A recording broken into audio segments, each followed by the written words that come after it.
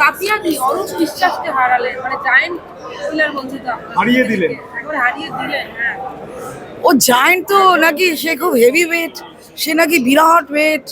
এবার তো সে হালকা ওয়েট হয়ে কোন গর্তে ঢুকে আছে, তোমরা খুঁজে বার করে দাও।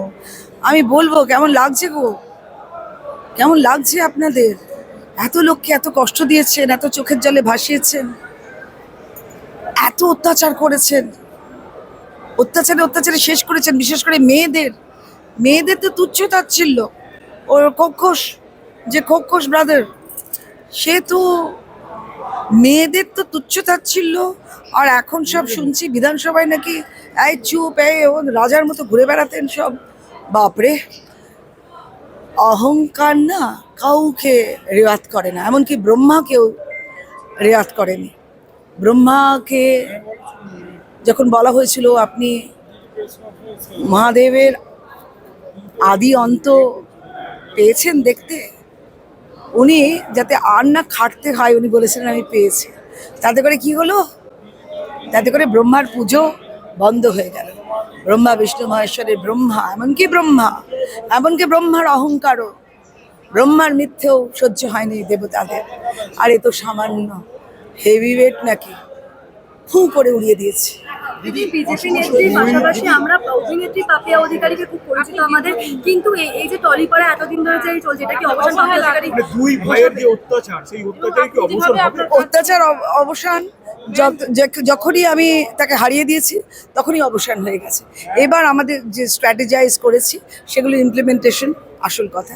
আমরা ধীরে ধীরে আজকে কি কোনো বার্তা দিল স্পেশাল, যে আপনার সতীর্থ এবং অমিত শাহজি আর যে আপনার উচ্চ নেতৃত্ব কি বার্তা দিল আজকে?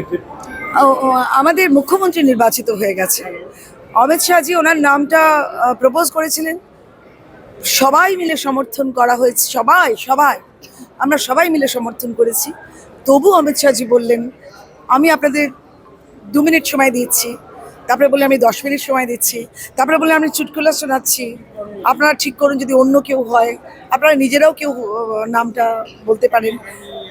10 মিনিট, 15 মিনিট, 20 মিনিট, 25 মিনিট আমরা নিজেরা যার যা ওনারা কথা বলছেন, কেউ আরেকটি নাম বের করতে পারলেন না। দিদি, অশুভ শক্তি বিদায়, শুভ শক্তি উদয়, কি বলবে? তাই তো আমার একটা খুব ভালো প্রেজেন্টেশনের নাম ছিল দুর্গা ধরেছে ত্রিশূল।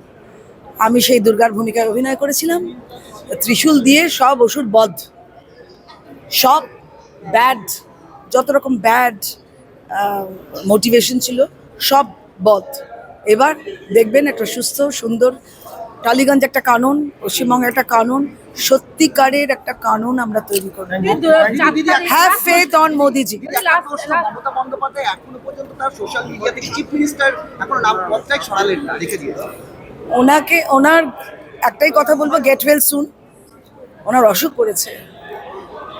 করেছে, যেমন উনি অসুস্থ বলে সারা পশ্চিমবঙ্গকে অসুস্থ করে রেখেছিলেন, পশ্চিমবঙ্গের অসুখ করেছিল, সেই অসুখের ডাক্তার এসে গেছি আমরা। যিনি 4 তারিখের পর আমরা দেখলাম অভিনেত্রী যারা একেবারে ফুল টাইম রাজনীতি করতেন, তারা একেবারে বেশুরু হয়ে গেছেন, বিভিন্ন রকম পোস্ট দিচ্ছেন। রাজনীতি যারা ছাড়ছেন তাদের বলবো তাহলে আপনাদের মানুষ সুখের পায়রা বলবে, আপনারা এখনই রাজনীতি ছাড়বেন না। সুখের সময় ছিলেন, ওদের দুঃখের সময় থাকবেন না, 4 তারিখের পর ওদের বোঝাবেন না যে যেটা আপনারা সবাই ভেবেছিলেন সেগুলো ভুল, সেটা অন্তত বোঝান। সুখের পায়রা হবেন না, তাহলে নামের পাশে ব্র্যাকেটেড সুখের পায়রা হয়ে যাবে। Never do that. আমি একজন সিনিয়র হয়ে বলছি।